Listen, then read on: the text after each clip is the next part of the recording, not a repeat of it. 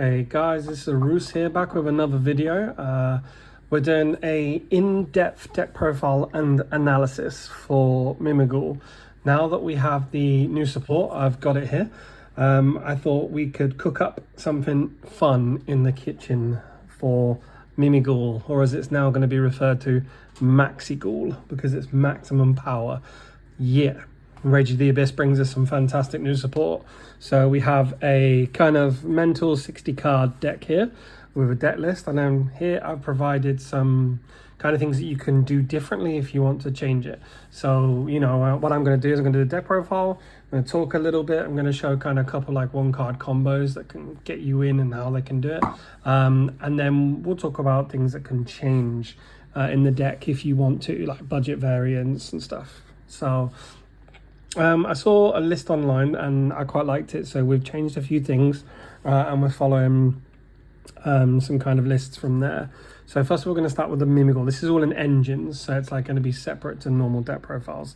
So we have 1 Master, 3 Fairy, 3 Dragon, still the best Mimighoul, 2 Archfiend, 1 Slime, 1 Armor. So from the new cards we get Armor, we get Slime, and we get Fairy. They all have okay effects. Fairy is one that's really special to us because if you control a Mimighoul monster, you can just special summon this card to your side of the field. So this allows you to always hit with your Mimighoul Maker and make Master live, make Throne, or make Giant. So this is the kind of best extender we have moving forward for this deck now. So like cards like Dragon can now search Maker. This is still the best Mimighoul. This will still get you into all of your 1-2 card combos. Dragon will now access Maker or Dungeon, which will summon. We can then get a Fairy if we have one to special summon, overlay, and make our rank 1. So that's what Fairy. Also, her effect on the opponent's side of the field is that the opponent can't, I believe, activate special summon cards. Diddly-diddly-doo. Cannot activate the effects of monster special summon from your hand. So you get to kind of sway the floodgate. In the matchups that this is good against, this is really good against. Slime's effect is to special summon, or the effect on your opponent's side is when it's flipped, you special summon a Mimighoul from your deck. So Slime is going to get you Dragon, which is going to get you Maker, Room, Fork, Dungeon, whatever it needs to. So that is like really good on the opponent's side of its effect. And then your effect is if your opponent controls more monsters than you do, then you can special summon this face up to your side. So it's kind of an extender. It's not as good as Fairy, but it does mean you can give them a card and then special summon this, then normal summon Dragon, get a spell, then go into another rank 1 there. So again, just extenders. Armor's the weakest of the lot, which is why we're already playing 1. Still better than Cerberus though. And the armor effect is monsters cannot be destroyed by battle. Mimighoul monsters cannot be destroyed by battle. So, works in some effects, I guess, but it's not really what you're going to be using it for. The effect for this one is if your opponent controls a monster, you can special summon this card face up on your field. So again, this is more like a Cyber Dragon for Mimighouls. Fairy being the best and easier extender, but they all do have places in the deck. And we move on to our spells and traps. We are of course playing 3 Dungeon, 3 Maker, 2 Fork, 2 Room. Now this is where people can start to vary. Some people want to play 1 room, some people want to play 3 room. I'm testing 2 rooms because the floodgate-esque effect of Dungeon when you have Room available is really strong. But with Giant, we can now just search Room. Dragon no longer needs to add Room. Dragon can add Dungeon or Maker, depending on what we need. And then Giant can add the Dungeon or the Room, depending on what we have. So when Dungeon's on the field, they control a face-down monster that you've put there. Your opponent can't normal summon. And then any special summon monsters they can't attack with. It's kind of like a B-Tech Mystic Mine. So if they control a face-down and we control Dungeon and Room, this is great because we will Room, special summon a card to their field, like a Maker, a Slime preferably, and then we cut off their normal summon for the rest of the turn. So they can't flip the card. They need to be able to send the card with like a Diabell Star, for example. And then it can book a Moon card as well, which is fine. And then not on the same turn, you can banish it from the grave to target Mimighoul cards you control, return them all to the hand. We know what these cards do. And then Dungeons, obviously the Rota, every single turn. So Dungeons, phenomenal. Fork is the new one. Upon being revealed, lots of people said this card was dog shit. And I was in essence to agree with them. But the more and more I play, this is just a really good card. It's fine. If you give them an armor, for example, say you don't have a good way to extend, you can give them an armor and then activate Fork. They are going to give you this back. And that's going to give you the card you need as an extender. And then at worst, if you give them, say you've got like 3 dragons in your hand and it's like, ugh, it's no good to you, or 2 Archfiends and you want to get rid, you can Fork the Archfiend and they're going to give you 2 draws. It's like a Pot of Greed. Any card that says draw 2 cards is really good. And then not that, but you're also going to banish it to get another one. So it's going to replenish itself. I think this is good. I'm testing it at 2. I don't think this is a bad card at all. It's certainly better than Mimighoul Charm. And then we have Maker. This card's just broken, just straight up broken. We all know what this card does. It's the best card in the deck. Our next engine is still going to be Kashtira. So we are playing 1 Raceoff, 1 Birth, 1 Fenrir, and 3 Unicorn. If you're playing a 40 card version of this, you can cut the Unicorn down. You can cut it down to 1, 1, 1, 1, 1, but I think Unicorn is just really good at applying pressure. Fenrir is one of the best cards going second into a board. Birth is 3 link material for either any of these cards, and also pressure again. And then Raceoff searches any of these. We are playing Terraforming, spoiler. So we do have another target. If we open Terraforming and Dungeon, we're in Terraforming for Raceoff, Raceoff for Unicorn, Unicorn for Birth.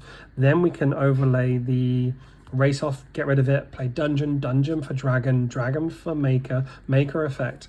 And if they hand trap us, we can proc Unicorn, burn a card that is really integral to their strategy, such as Promethean Princess, for example. We can banish Promethean Princess face down, and that's gone. And that's a really pain in the ass card. Or if you're playing against Tempire, you can get rid of the Transcendent Dragon, so you don't have to deal with the level 10. Then you only have to interact with their board as you're playing against.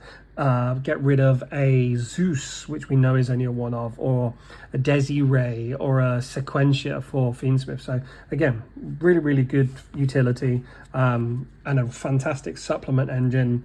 I recommend you play Kashtira in every Mimighoul, even if you're playing pure, because it's just a really good engine. This was interesting. So I saw these 2 engines here. I'm going to place them both out here. And at first I was kind of confused, but I get it. I understand it. The Magician's Souls and the Tenpai engine, Tenpai being the crazy one, but I get it because this is just an additional body and additional end board. If you open up with Sangen Kaiman, you can Sangen Kaiman draw Genroku, and Genroku's effect, because it was added to your hand, can special summon it as a level 3 tuner, which means if you've got Genroku, or Sangen Kaiman, sorry, and an additional level 1 on the field, then you get an Omni Negate just for free, which also acts as a Macrocosmos in the form of Herald of the Arclight. So you Sangen Kaiman from deck to hand your Genroku. Genroku special summons itself as a level 3 tuner.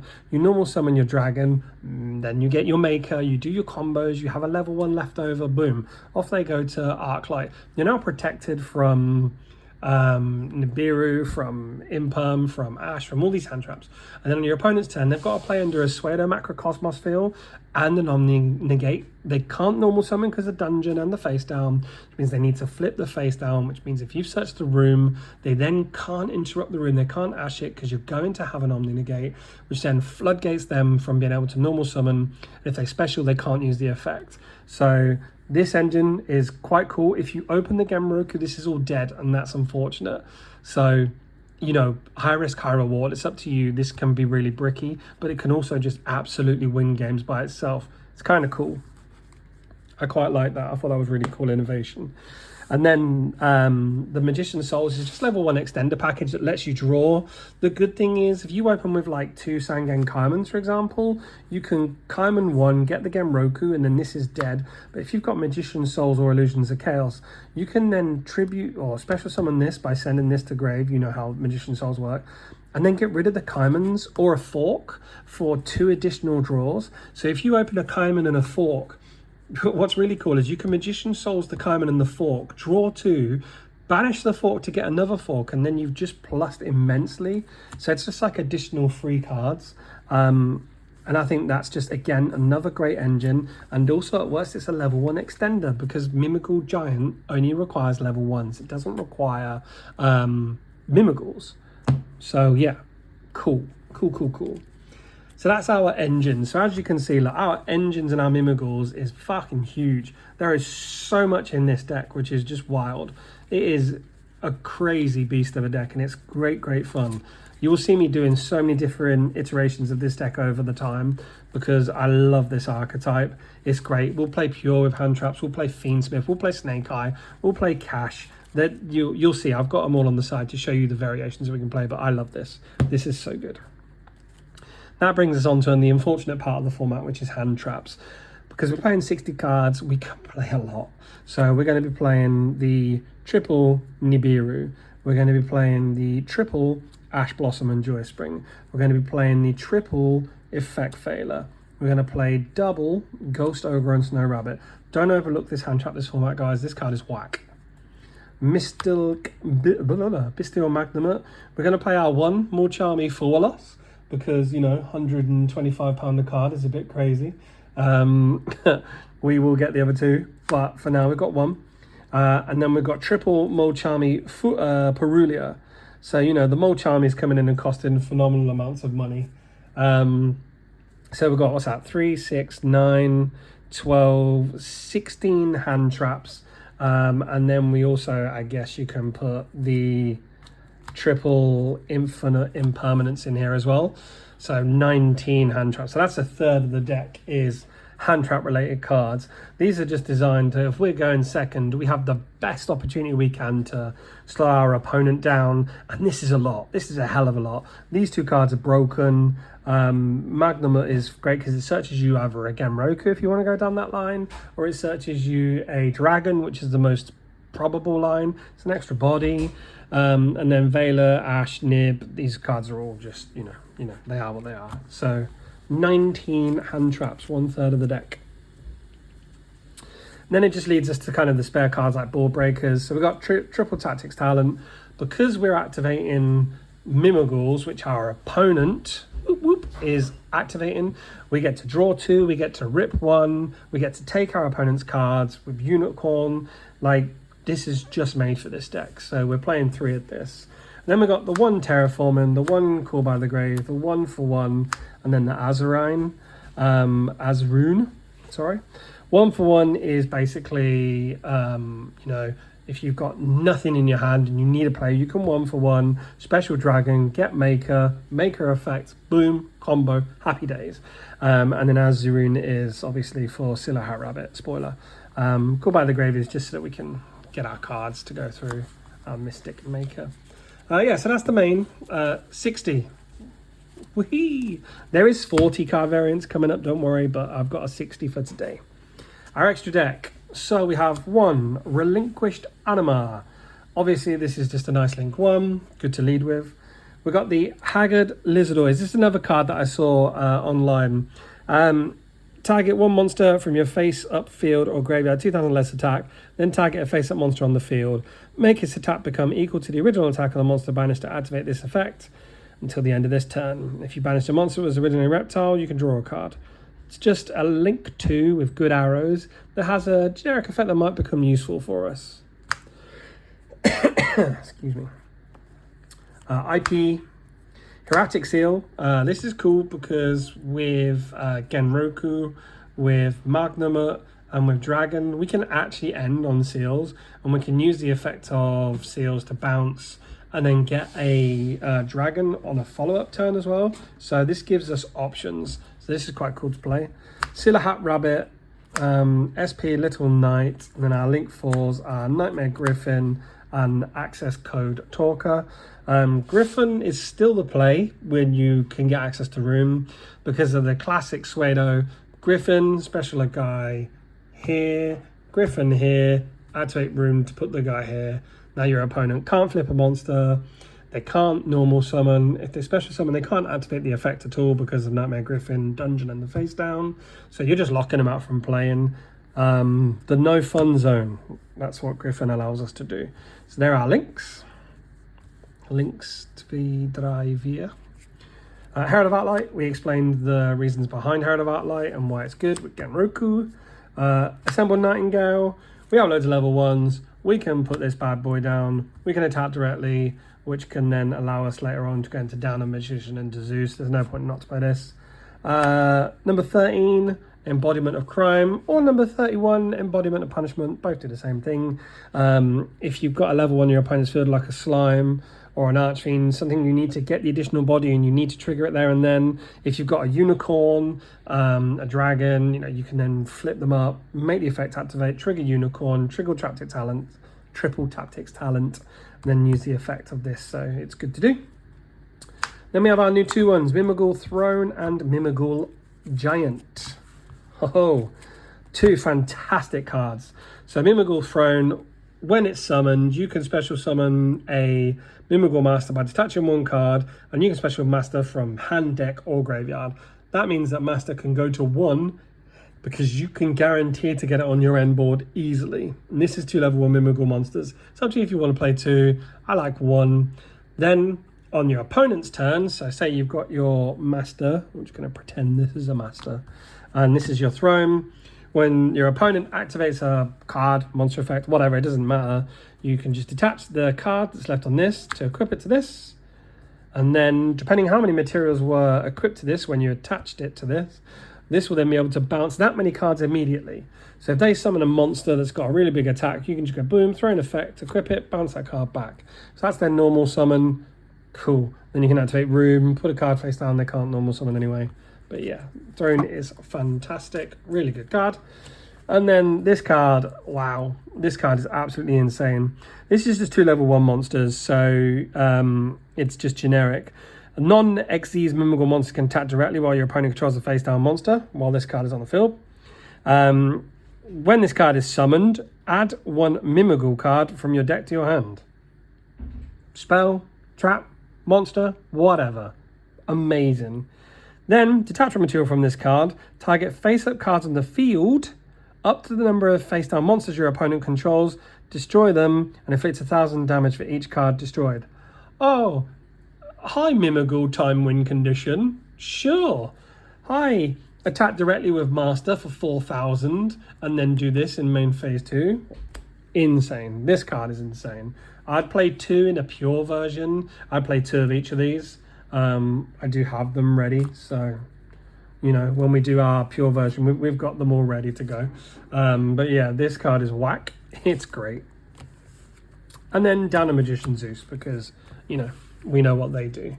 I know I said I would show you kind of a 2-card combo, or a 1-card combo, sorry. I'm just going to show you quickly. It's not really a massive combo, but it basically involves our dragon.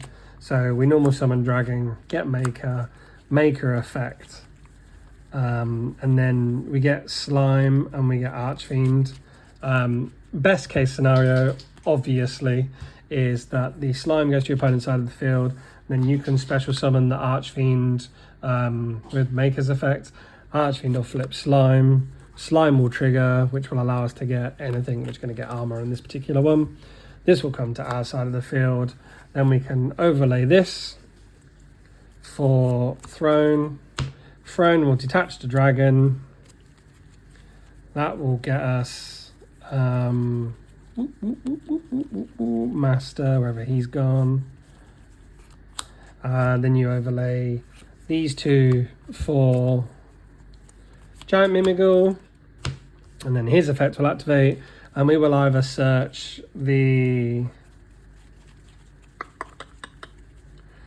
dungeon or the room, depending on what one you don't have. If you don't have either, obviously then think about that.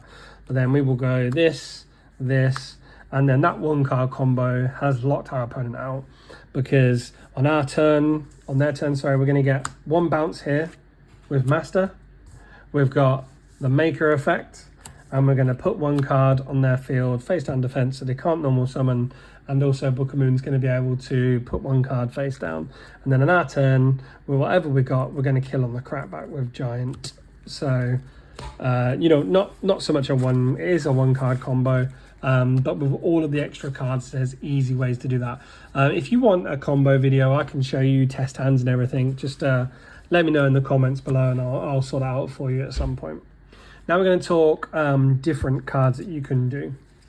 So we have Guard Dog, Fire Sorcerer. If you want a gimmicky flip, these cards are cool. This is basically Vanity's Emptiness. It goes to your opponent's side with Mystical, with Maker. Flip face up, your opponent can't special summon at all for the turn. If you've got Dungeon, they can't normal summon or special summon, you're going to win the duel. And then Fire Sorcerer, you get to discard 2 cards from their hand and burn them, I believe. Additional hand traps. Look, I'm sorry, this can be a shifter deck. If you play this pure, you can play shifter. This is another hand trap you can play in this deck, and it will win you games. You can play Dominus Purge in this deck. We can't play Dominus Impulse. Another video will come about Impulse and its impact on this deck specifically. This would change your deck ratio, because obviously you can't activate Dark Water and Fire, but I would get playsets of Purge for this deck because it can be really good.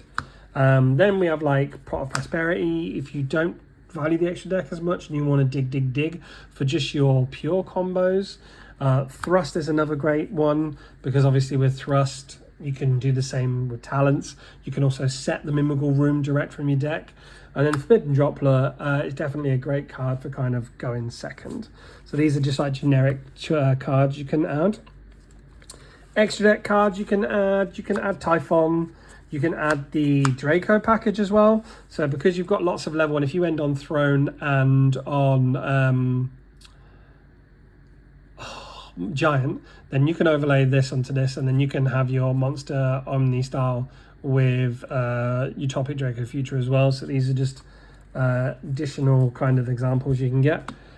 Then if you want the Fiendsmith engine, you can have access to Caesar, Desiree, Necroquip, Sequence, Closed Moon, Requiem, Tract, Crimson Tears, and Engraver. You can play this engine in here as well. These are really simple engines, with the Fabled Luri just also being a level 1. Gives you such good access. Again, if you want me to make this deck, I can make a Fiendsmith Mimighoul deck for you. I have everything, so just let me know and we can do that. But to be honest, the most powerful version is going to be this version with Diabellstar, Wanted, Divine Temple, OSS, Flambird, Diabellstar, Snake Eyes Ash, Oak, Poplar, Bonfire, because Snake Eyes Ash is full Mimighoul combo. It's a meme, but it's true, because 1 normal summon of Snake Eye Ash gets you so much advantage, and it also means you get to play a straight up extra deck kill with Phoenix, Zelantis, Promethean, and then you need the 2 fire cards just in case for the fire lock. But this is probably the best engine to supplement. Playing like Mimighoul, Snake Eye, Fiendsmith is probably the most powerful version of the deck, I'll be honest with you. Again, if any of you want to see these things, let me know. We'll get a video, we'll get some combos, and I'll show you everything that's available. So yeah, this has been my Mimighoul video for you from the start. Let's get cooking, boys and girls. Don't forget to like, comment, and subscribe, and we'll see you next time.